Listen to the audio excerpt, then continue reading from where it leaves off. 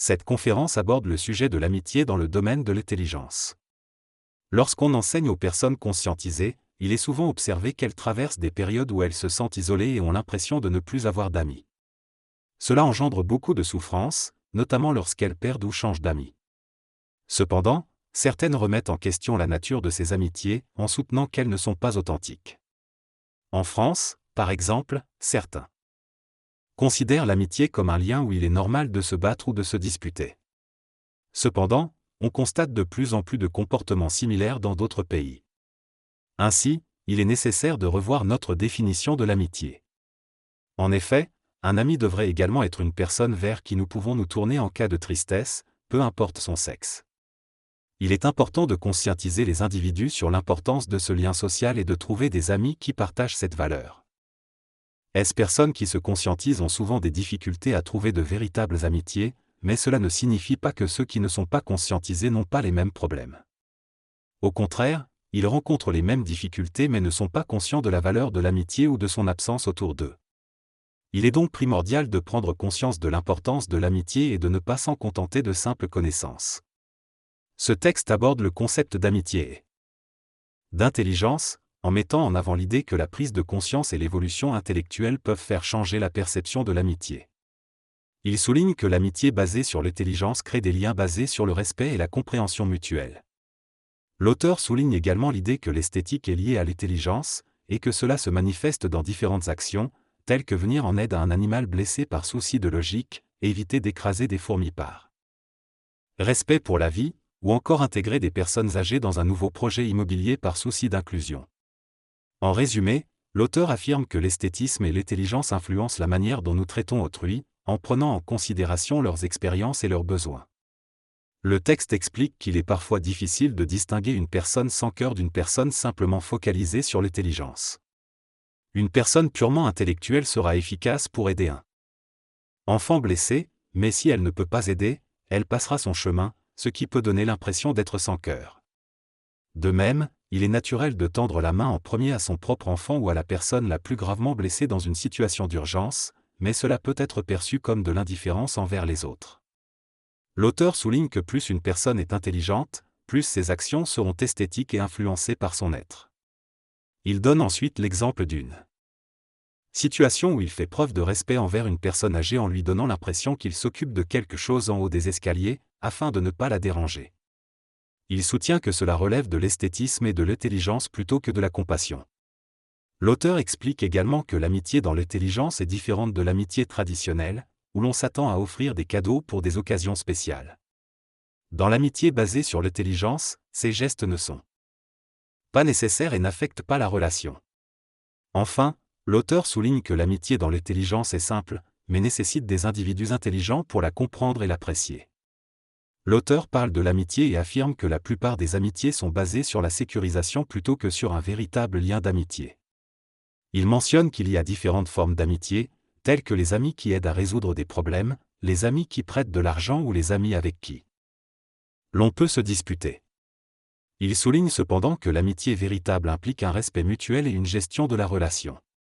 Parfois, il est nécessaire de prendre des décisions difficiles, comme couper les liens avec un ami toxicomane pour se protéger. L'auteur conclut en disant que l'amitié basée sur l'intelligence implique une gestion consciente de la relation, qui peut dépasser les limites de l'émotionnel et devenir esthétique. Le texte aborde différents concepts liés à l'amitié et à la confiance. L'auteur mentionne qu'il y a différents types d'amitié, celle basée sur l'aide mutuelle attendue en retour, et celle basée sur l'intelligence et la confiance, où aucune attente de retour n'existe.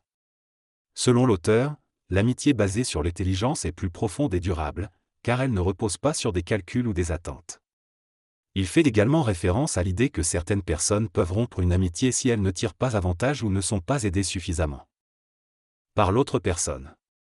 L'importance de l'intelligence et de la confiance mutuelle est soulignée comme étant essentielle pour reconnaître un véritable ami. La notion d'aide financière est également mentionnée, où il est suggéré qu'un véritable ami ne calculera pas le coût de l'aide apportée et sera prêt à donner sans attente de retour.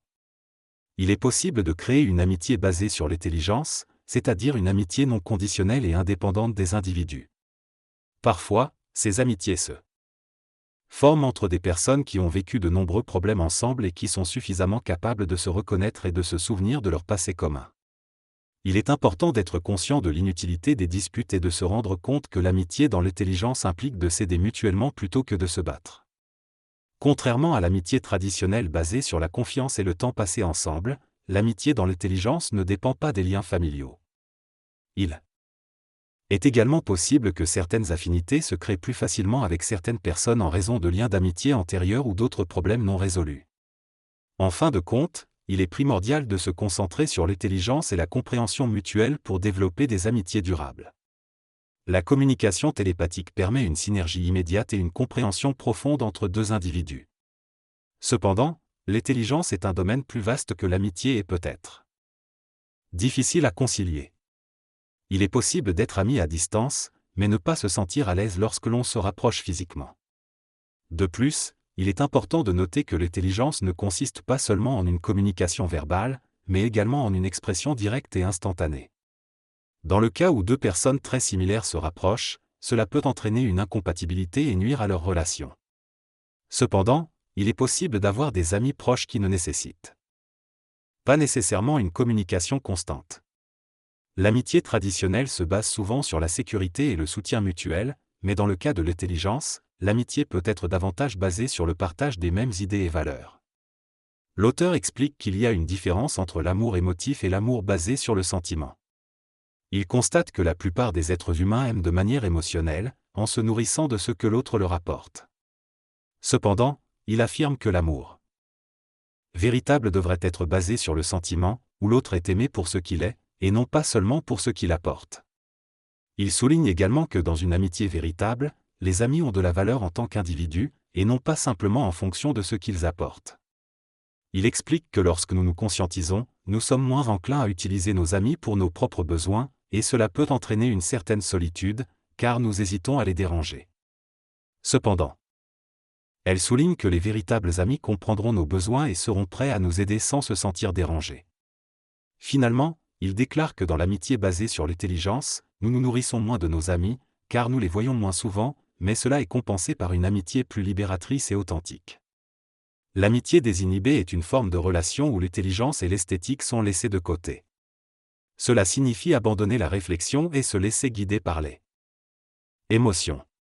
Cependant, cela implique également de ne plus tenir compte de la valeur et du respect pour soi-même et pour les autres.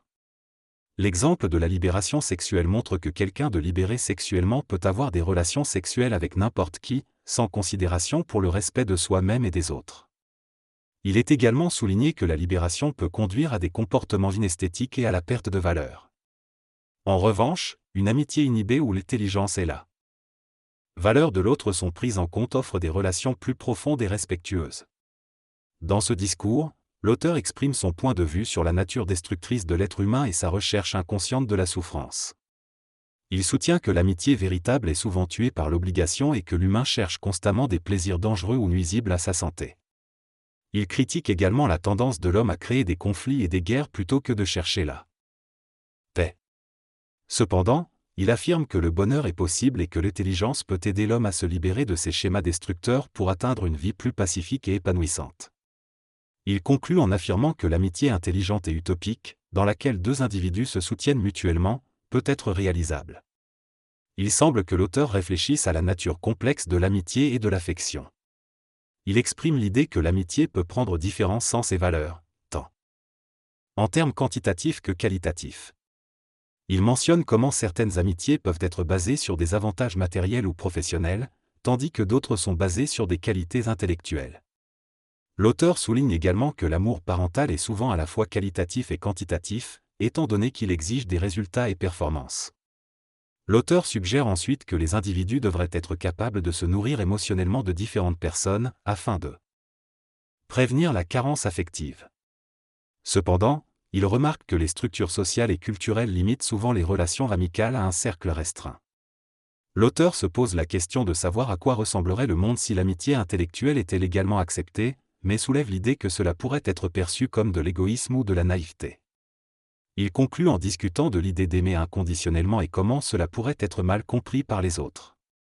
Dans cette discussion, l'idée est évoquée que dans une relation amicale basée sur l'intelligence, il est possible de trouver le bonheur et la satisfaction sans avoir un sentiment de possession. Il est mentionné qu'être heureux pour le bonheur de l'autre, même si cela signifie qu'il s'éloigne, est une marque d'altruisme. L'exemple est donné d'une personne qui offre un voyage à son conjoint, mais qui ne peut pas y aller elle-même en raison de ses obligations professionnelles. L'idée est que si cette relation est basée sur l'amitié dans l'intelligence, le conjoint sera heureux de partir en voyage, même sans la présence de son partenaire. Cependant, il est souligné que cela peut être considéré comme illégal socialement et qu'il faut faire preuve d'intelligence pour contourner les règles de la société. L'amitié dans l'intelligence est présentée comme un moyen d'atteindre le bonheur et le plein épanouissement. La discussion se termine par l'idée que l'être humain n'est pas naturellement enclin au bonheur, mais que la pratique de l'amitié dans l'intelligence peut nous rapprocher de la plénitude et de la satisfaction. Dans ce passage, l'auteur remet en question la façon dont nous percevons et traitons les relations humaines. Il compare le fait de devoir changer de régime alimentaire à différents moments de notre vie à la nécessité de repenser nos relations avec les autres. Il invite à regarder au-delà des apparences physiques et à reconnaître la valeur de chaque être humain. Il souligne que l'amitié et l'aide mutuelle sont bien plus que des obligations ou des attentes, mais plutôt une alliance et une reconnaissance de la valeur intrinsèque de chaque individu. L'auteur encourage à voir les autres comme des êtres humains plutôt que comme des rôles ou des titres, ce qui permet de percevoir leur essence et d'apprécier leur contribution. Il souligne également l'importance de reconnaître la valeur de ceux qui nous entourent et les effets positifs que cela peut avoir sur la conscience et l'amélioration de la vie. Il conclut en invitant à prendre conscience de la valeur d'une personne même dans des situations difficiles, et à reconnaître l'aide et le soutien qu'elle apporte. Dans ce discours, l'orateur affirme que pour vivre des relations amoureuses et amicales satisfaisantes, il est essentiel pour l'individu de reconnaître sa propre valeur. Il illustre cette idée en racontant une expérience où il aide son voisin pris dans un banc de neige. Selon lui, en aidant les autres, on lutte contre la stupidité généralisée et on contribue à rendre la vie meilleure. Il pense également que la vie est une insulte à l'intelligence humaine dans la mesure où certaines personnes ne parviennent pas à exprimer pleinement leur intelligence. Il évoque aussi l'importance d'accepter et d'aimer ses enfants tels qu'ils sont, sans les juger et en leur offrant un espace de sécurité et de bonheur. Il souligne que cette attitude peut également être appliquée aux autres relations humaines. Et ainsi de développer une amitié basée sur l'intelligence et l'amour. L'orateur annonce également des événements à venir, tels qu'une conférence privée et un séminaire, invitant les participants à se réunir pour partager et échanger.